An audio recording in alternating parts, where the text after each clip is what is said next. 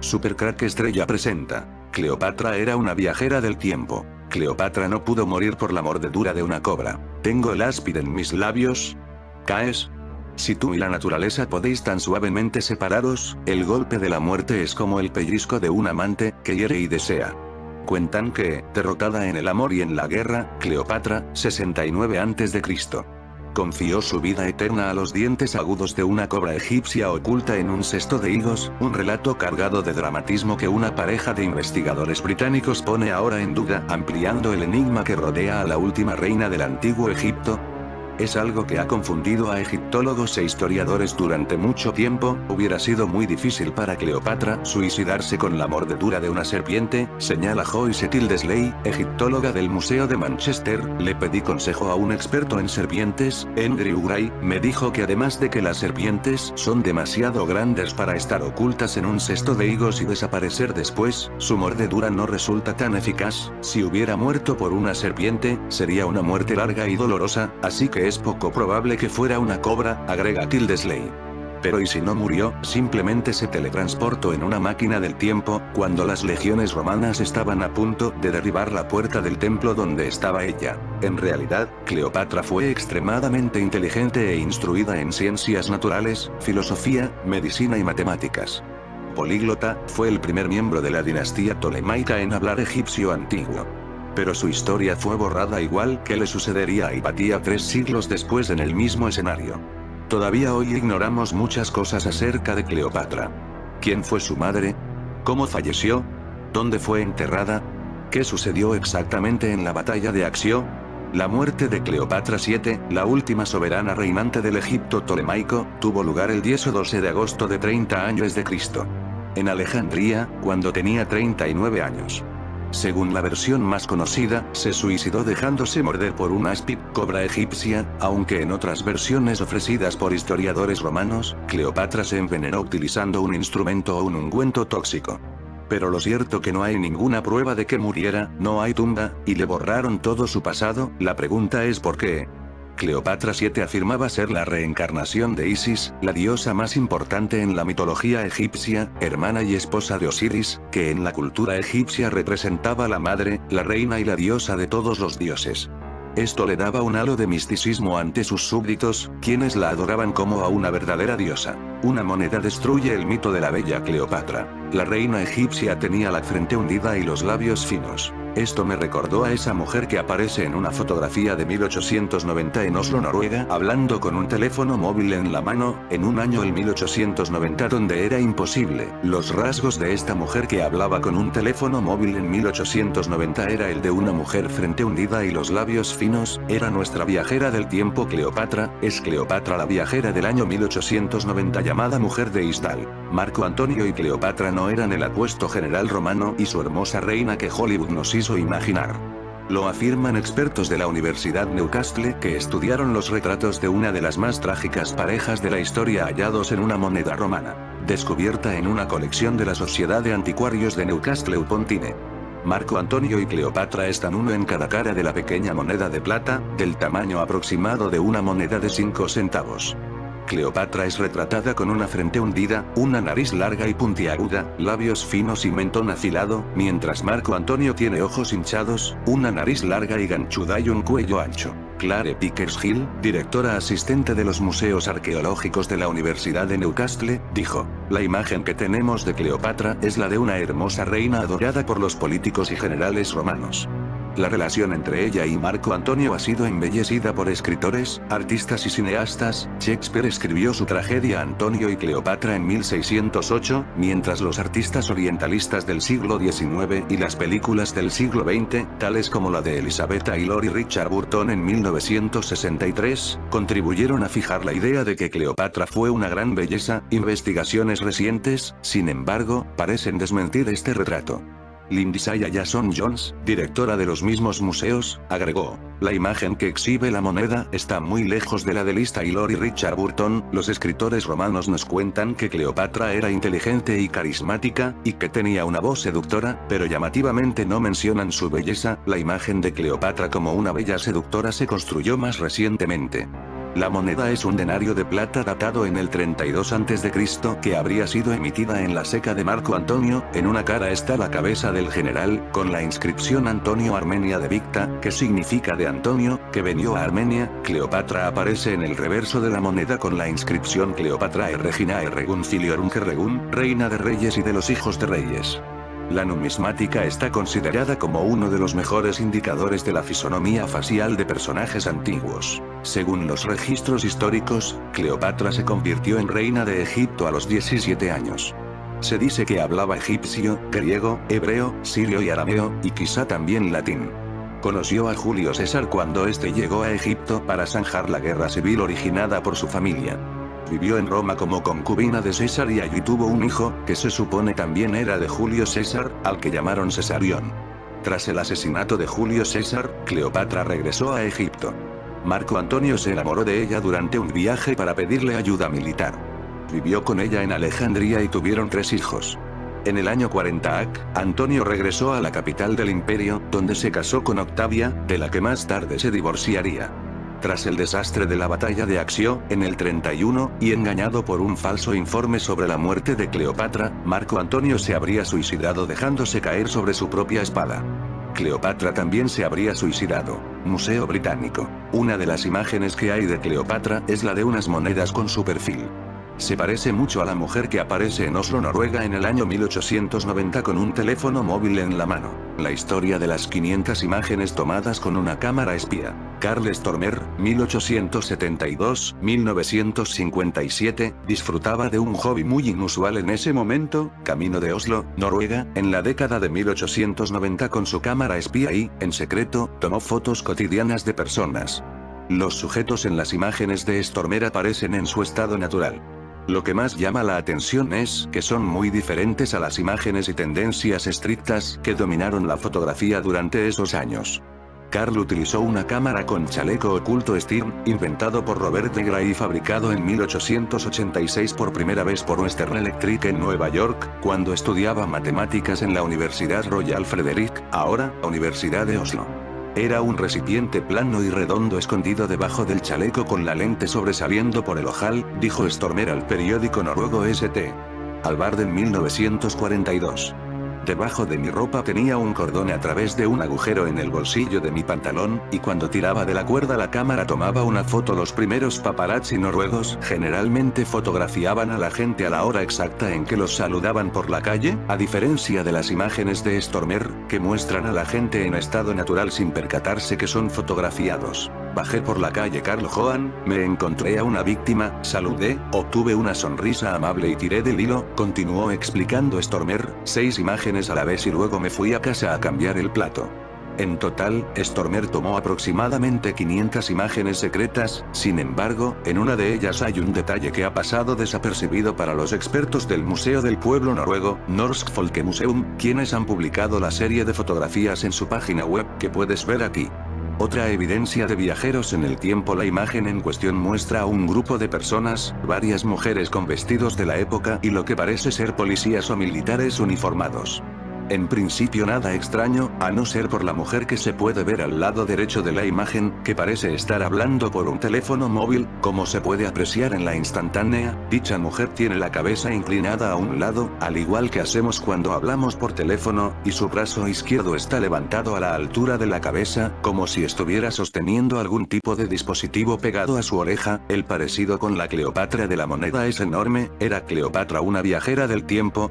Pero si observamos más de cerca la sorprendente fotografía, podemos ver con claridad cómo en la mano izquierda parece sostener algún tipo de dispositivo brillante. En Mundo Esotérico y Paranormal hemos consultado a algunos expertos en fotografía y aseguran que claramente la mujer sostiene algo en sus manos que le obliga a inclinar la cabeza, y aunque se muestran escépticos con la teoría de los viajeros en el tiempo, aseguran que no pueden explicar el origen de dicho objeto. Está claro que para los creyentes se tratará de una evidencia más de la existencia de viajeros en el tiempo, mientras que los escépticos dirán que es simplemente una causalidad, estar en el momento justo, como si sostuviera algo muy similar a un smartphone.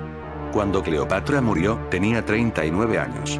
Fue momificada y enterrada junto a Marco Antonio, con quien había convivido durante 11 años. Casi 16 siglos después, el dramaturgo inglés William Shakespeare escribió en la obra Antonio y Cleopatra: ninguna tumba en la tierra encerrará a una pareja tan célebre. Pero la ubicación de la tumba es un enigma que aún no se ha desvelado. Si están enterrados en Alejandría, la región se ha vuelto cada vez más difícil de estudiar, ya que la mayor parte de la ciudad ahora está sumergida. Pero quizás tengamos una pista, ya que una viajera del tiempo tenía precisamente el nombre de Alejandría, el lugar de la supuesta muerte de Cleopatra. Supuesta viajera del tiempo, Alexandria Alexis. Hay rumores de que una supuesta viajera del tiempo llamada Alejandria Alexis viajó de regreso a la Nueva York de los años milésimo noningentésimo nonagésimo S, para desaparecer en las vísperas de Año Nuevo, en 1899. Bien, como siempre, el asunto se viene conociendo por medio de la internet, y es que en Facebook, exactamente el 10 de septiembre del año 2013, The Victorian Academy of Magic dejó ver esta rara, pero quizás para muchos impactante publicación en su página de Facebook, junto con la siguiente inscripción e imagen. En español, la inscripción podría ser traducida así: el viaje en el tiempo será inventado en el año 2025, ¿cómo lo sabemos? Porque ese es el año del que esta encantadora dama dijo haber viajado, en el año 1898, según los informes contemporáneos. Alexandria Alexis apareció como de la nada y tomó por asalto a la sociedad neoyorquina. Algunos la adoraban mientras que otros decían que estaba loca. Sin embargo, este debate se volvió discutible cuando, en las vísperas de Año Nuevo de 1899, simplemente desapareció. Bien, lamento desilusionar a los esperanzados a un nuevo e interesante misterio sin resolver, pero parece que el misterio está resuelto. Resulta que la Victorian Academy of Magic es una página de Facebook creada con la intención de promocionar las novelas de Victorian Vampire Press, y que la mujer de la fotografía es Grace Rawlinson, una actriz estadounidense que actuó entre los años 1870 y 1873. Y si lo anterior no es suficiente para desilusionarlos, pues googleen Alexandria Alexis viajera del tiempo, o Alexandria Alexis Time Traveler, con fecha de antes del 10 de septiembre del año 2013 y se darán cuenta que para nuestro querido Google no existe la mencionada y bonita Alexandra Alexia. Quién sabe, quizás nuestra Cleopatra se realizó algunas operaciones estéticas. Pero además hay más casos asociados a esta ciudad con los viajeros del tiempo. Alejandría pudo disponer de una máquina del tiempo. Herón de Alejandría era un físico y matemático griego que vivió en Alejandría en una época no exactamente determinada de los siglos I y II después de Cristo. Un día, hace unos 2000 años apareció este hombre en la ciudad. Nunca nadie supo de dónde vino, él tampoco lo quería explicar, y cuando le preguntaban cómo había llegado y de dónde venía, evitaba muy molesto la respuesta. Lo único que sabemos, por alguno de sus biógrafos, es que hablaba un griego muy confuso para la época y que le costó mucho adaptarse a las costumbres de la ciudad. Lo que se llamó la época tolemaica para Egipto empezó con la fundación de la ciudad. Alejandría fue fundada por Alejandro Magno en el año 331 AC en una estratégica región portuaria y se convirtió en pocos años en el centro cultural del mundo antiguo. Famosa por su biblioteca, su faro hoy desaparecido pero sigue siendo considerado entre las 7 maravillas del mundo, y su condición de ciudad cosmopolita, Alejandría reunía todo el saber del mundo antiguo. Hoy casi toda la ciudad vieja yace bajo las aguas del Mediterráneo y se están tratando de recuperar los tesoros invaluables de toda una época. Los alejandrinos tenían un sistema de recolección de información muy inteligente. Cualquier barco podía atracar en su puerto y tenía todo tipo de facilidades para conseguir aprovisionarse o vender su mercancía, siempre y cuando trajera un libro, un papiro, un documento o algo que le sirviera a la biblioteca y que permitiera copiarlo. Este sistema permitió que la biblioteca de Alejandría fuera la más grande del mundo en poco tiempo. En esta ciudad nació Cleopatra en el 69 a.C.